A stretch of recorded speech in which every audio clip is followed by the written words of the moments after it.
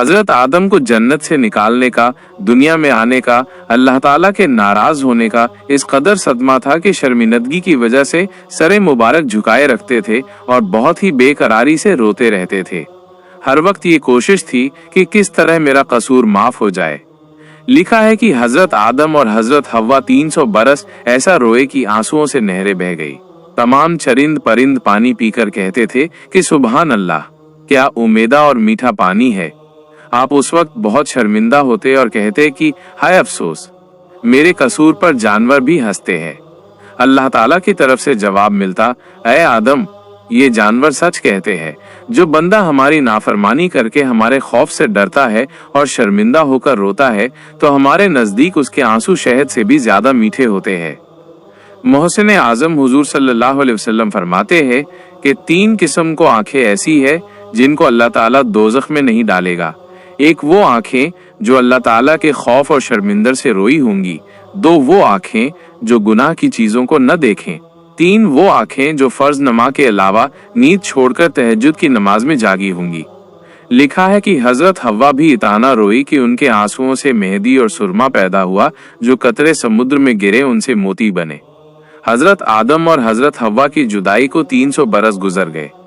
वे एक दूसरे की जुदाई में तड़पते थे कि अचानक हजरत जिब्राइल आपके पास आए और फरमाया कि आप हज अदा करें। आप अल्लाह ताला का ये हुक्म सुनते ही हज को चल दिए। जब अरफात के मैदान में पहुंच गए तो आराम लेने को आप एक जगह बैठ गए। क्या देखते हैं कि जद्दे की तरफ से हजरत हव्वा आ रही है। आप मोहब्बत के जोश में खड़े हो गए और दौड़कर उनको लिपट गए। दोनों रोते रोते बेहोश होकर जमीन पर गिर पड़े। ये हाल देखकर फरिश्ते भी रो पड़े।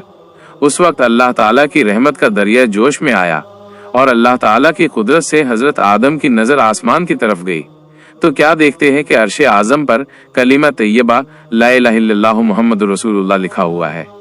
फिर आपने ये दुआ मांगी, ऐ मेरे रब, तेरे नाम के साथ जो ये नाम लिखा हुआ है उसके तुफैल से हमारा कसूर माफ कर और हमको बख्श दे। हजरत जिब्राइल उसी वक्त अल्लाह ताला का सलाम लाए और कहा कि अल्लाह ताला फरमाता है, ऐ आदम, अगर तुम जन्नत में ही मोहम्मद के तुफैल से दुआ मांगते तो हम तुमको दुनिया में ना भेजते और तुम्हारा कसूर माफ कर देते। अब हम तुमसे खुश है, तुम्हारा कसूर माफ किया, तुम्हारी तौबा कबूल की और तुम्हारा मर्तबा पहले से ज्यादा किया। सुमज़तबाहु रब्बुहु फताबा अलैहि वहदा, यानी फिर जब उन्होंने माफी मांगी तो उनके रब ने ज्यादा मकबूल बना लिया और तौबा कबूल की। उनको हमेशा अपनी ताबेदारी में रखा और फरिश्तों को हुक्म हुआ कि आदम हमारी बारगाह में एक अजीम शान जजरिया और तुफैले लाए हैं, सब उनकी ताजीम करो। ये हुक्म मुझे ही 1000 फरिश्तों ने आपकी ताजीम की और आपकी बदन मुबारक से गर्द व गुबार साफ करते लगे। सुबहान अल्लाह, अपने मालिक व खालिक अपने खुदा के सामने शर्मिंदा होना, अपने कसूरों की माफी मांगना एक अजीब बूटी है और निहायत मुबारक इलाज और अमल है। शैतान दुश्मन इंसान को ये सजा मिली कि लानत का तौक गले में पड़ा और जो लोग उसकी ताबेदारी करेंगे आखिरत में सबको दोज़ख की आग में झोंक दिया जाएगा। मुसलमानों, इस किस्से से सबक हासिल करो, अल्लाह व रसूल की नाफरमानियों से बचो और शैतान के मकर व फरेब में मत आओ। किसी अल्लाह वाले की सोहबत अख्तियार करो। देखो, गौर कर लो कि नाफरमानी कितनी बुरी चीज है।